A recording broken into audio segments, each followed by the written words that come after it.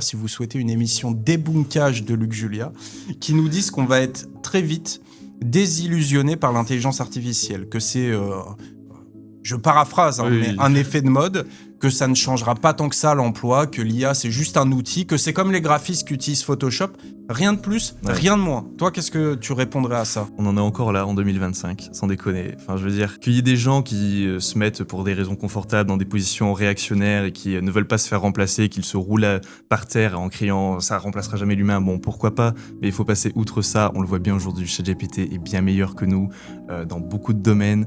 ChatGPT est meilleur dans la pose de diagnostic, 4 fois meilleur que les médecins. Ça, c'est la dernière version de ChatGPT O3. Luc Julia, j'ai vu qu'il y avait des propos comme quoi l'intelligence artificielle n'est pas l'intelligence humaine, elle n'a pas de conscience, elle ne comprend pas ce qu'elle fait. Mais en réalité, on s'en fout, c'est pas le sujet. C'est le résultat qui compte. Voilà, c'est exactement ça, c'est l'output.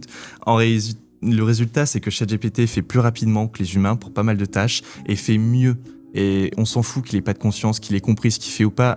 La finalité, c'est qu'un patron demain, s'il a le choix entre ChatGPT qui fait plus rapidement le travail, qui le fait mieux, et un humain qui a certes conscience qu'il est nul, il prendra l'IA soi-disant idiote sans conscience. Parce que le résultat, c'est que c'est mieux. Enfin, c'est terrible d'avoir encore ce genre de débat en 2025. Et puis, je me demande sincèrement si Luc Julia a déjà utilisé ChatGPT. Je parle pas de la version 3.5 ou de la version 2022, mais bien de la version 2025 qui a 136 de QI, qui est excellente au niveau des benchmarks et qu'il a déjà un peu conversé avec pour voir à quel point il sort des choses brillantissimes. Bah, dites-nous dans les commentaires si vous souhaitez une émission sur ce qu'on appelle le courant de pensée dénialiste. Voilà, alors moi j'ai peut-être pas cofondé Siri, mais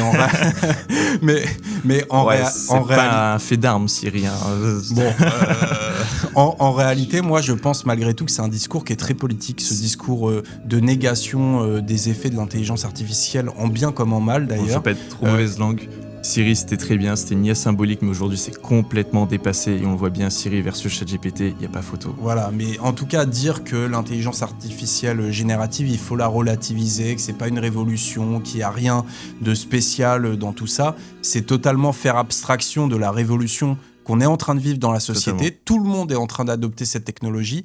Ça a d'ores et déjà des impacts sur l'emploi. Et le nier, c'est certes placer les gens dans une zone de confort idéologique qu'ils ont envie d'entendre. Et c'est sûr que médiatiquement, c'est très bien de dire ça auprès des personnes. Bah, vous inquiétez pas, rien ne va changer. Mais la réalité, c'est que les choses, elles sont en train de changer, qu'il faut que vous en ayez conscience pour rapidement vous former et rester adaptatif, pragmatique dans un monde du travail 2.0 qu'on va décrypter juste ici.